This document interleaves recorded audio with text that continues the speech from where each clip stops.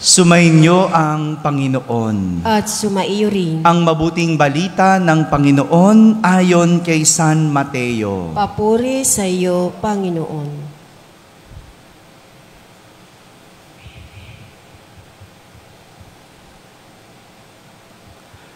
Noong panahong iyon, sinabi ni Jesus sa kanyang mga alagad, "Huwag ninyong akalaing naparito ako upang pawalang bisa ang kautusan at ang aral ng mga propeta.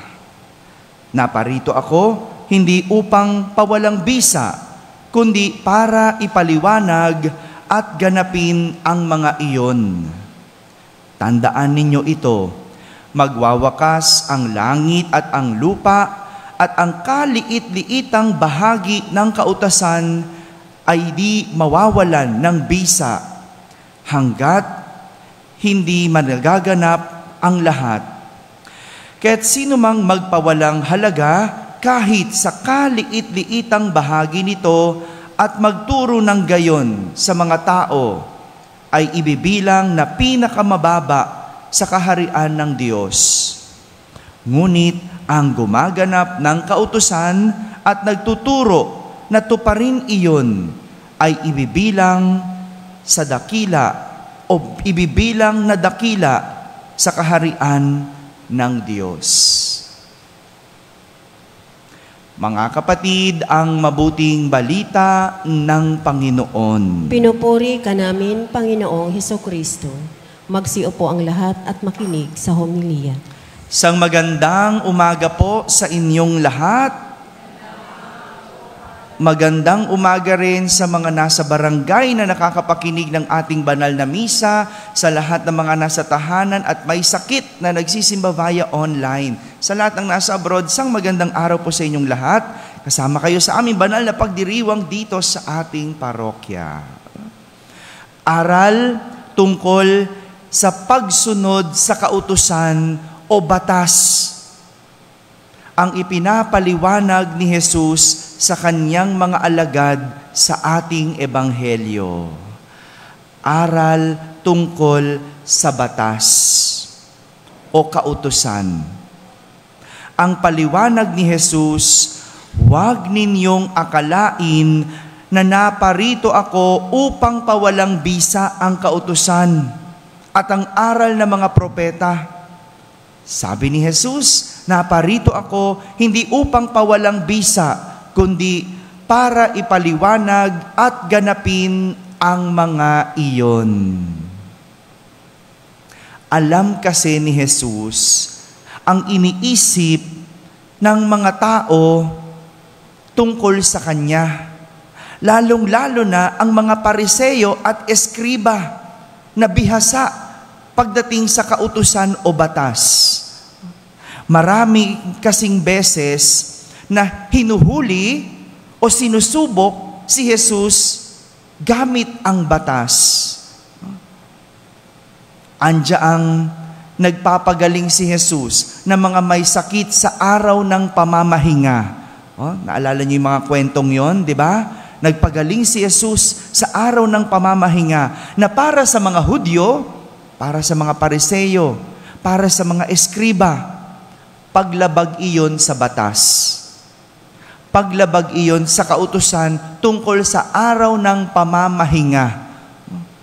Kasi para sa kanila, pag araw ng pamamahinga, walang kikilos, walang magtatrabaho. Ganun doon. Sa atin, araw ng pamamahinga, di ba? Kung kailan araw ng pamamahinga, saka tayo kilos ng kilos sa bahay. Tama ba? Di ba? Linggong-linggo, doon maglalaba. Kaya hindi nagsisimba.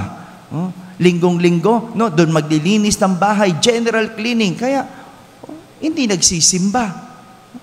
Pero sa mga Hudyo, paglabag sa batas na iyon. Dahil nagpapagaling si Jesus sa araw ng pamamahinga. Kasama na doon ang hindi paghuhugas ng kamay bago kumain. At yung pakikisalo ni Jesus sa mga makasalanan. Para sa mga Hudyo, labag iyon sa ritual ng kalinisan. Tingnan mo, Pati batas sa paglilinis, meron. Ilan kaya sa atin ang mahuhuli kapag merong batas sa kalinisan? No? Dito lang sa lugar natin no? Dito lang sa ating mismong parokya, no? Ako talaga, no? Kailangan pa bang ituro ang paglilinis? Hello. Siguro kung may ganun tayong batas, no? Ang daming nakakulong. No? Ewan ko na lang talaga, no? Ewan ko na lang talaga. Pero nung mga panahon yon, may ritual sila tungkol sa kalinisan. Kaya kahit ang makisama sa mga makasalanan na tinuturing na marumi, wag dapat ginagawa. Pero malinaw ang paliwanag ni Jesus na parito siya hindi upang pawalang bisa, kundi para ipaliwanag at ganapin ang mga iyon. Ipaliwanag at ganapin ang batas o kautusan. Ang batas ay ginawa para maging gabay tungo sa isang matuwid na buhay.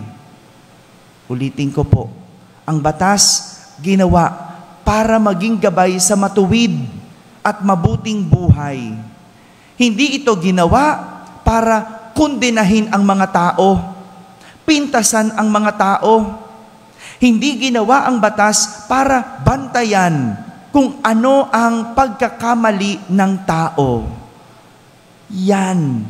Ganyan kasi ituring ng mga Pariseo at Eskriba ang batas o kautusan.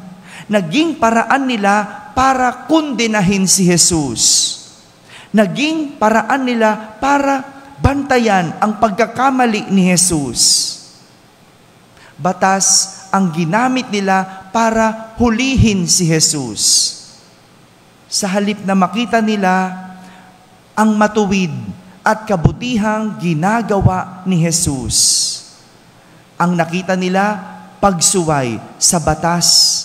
Inaabangan nila ang pagkakamali ni Jesus sa batas dahil nakatingin ang mga Pariseo at Eskriba sa letra at salita ng batas.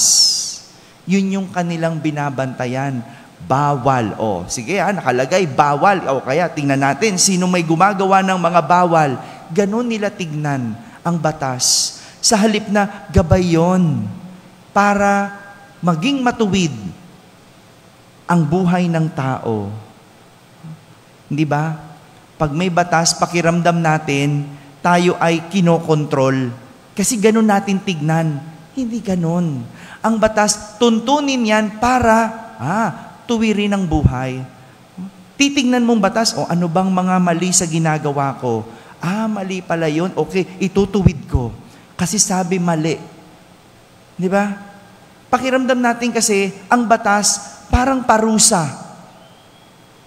Kaya nga tingnan mo nilulusutan ang batas. Pinapangatwiranan ng batas. Hindi.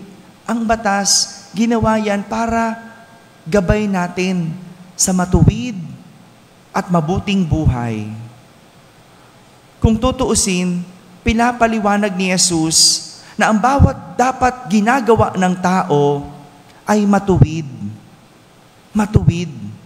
Kaya nga ang araw ng pamamahinga, sabi ni Jesus, nilikha para sa tao. Hindi ang tao para sa batas ng pamamahinga. At ito rin ang magandang paalala sa atin tungkol sa aral ng batas. Ang maging gabay ito para tuwirin ang ating buhay. Malaman natin ano ba ang ating mga nasusuway para sundin kung ano ang matuwid. Ito ang magandang paalala sa atin ng aral tungkol sa batas. Ang maging gabay ito para sa isang matuwid na buhay, hindi para kondenahin ang mga sumusuway. Alam niyo po, dito ko nakita kung bakit ang pangalang Bureau of Prison, alam niyo yon? Dati ang tawag Bureau of Prison. Pinalitan yan Ngayon, ano na yan? Bureau of Correction. Kita niyo yung pinagkaiba? Kasi pag sinabing prison, ano nasa isip natin? Hello? Prison, ano yung nasa isip? Bilanggo, preso. Pag sinabing bilanggo, preso, di ba? Parang hinatulan mo na. O galing yan doon sa bilibid. Di ba? Ganon ang tawag natin. Na kapag sinabing bilibid, bilanggo, preso. Ibig sabihin, nagbabayad ng parusa. Hinatulan, hinusgahan, para pagdusahan ang nagawang mali. Tingnan nyo yun. Yung tingin natin dun sa tao, no? Preso, nagkamali, kailangan magbayad, magdusa. Kaya nga ang tawag ngayon, correction. Ano ibig sabihin ng correction? Tinatama, tinuturuan. Kita niyo yung pagkakaiba? Kung noon, ang tingin, nagkasala o parusahan. Ngayon, hindi. Nagkamali, itinatama, itinutuwid. Sa ganito, nakatuon na tayo sa pagiging matuwid ng isang tao. Tingnan na itinutuwid ang isang tao na may pagkakamaling nagawa. Mga kapatid, ang batas ay gabay para ang tao ay maging matuwid. Hindi dapat ito paraan para ang tao ay kondenahin sa kanilang nagawang pagkakamali. Kaya ang batas ay ginagamit sa pangtatama at hindi sa panghuhusga. Amen? Amen.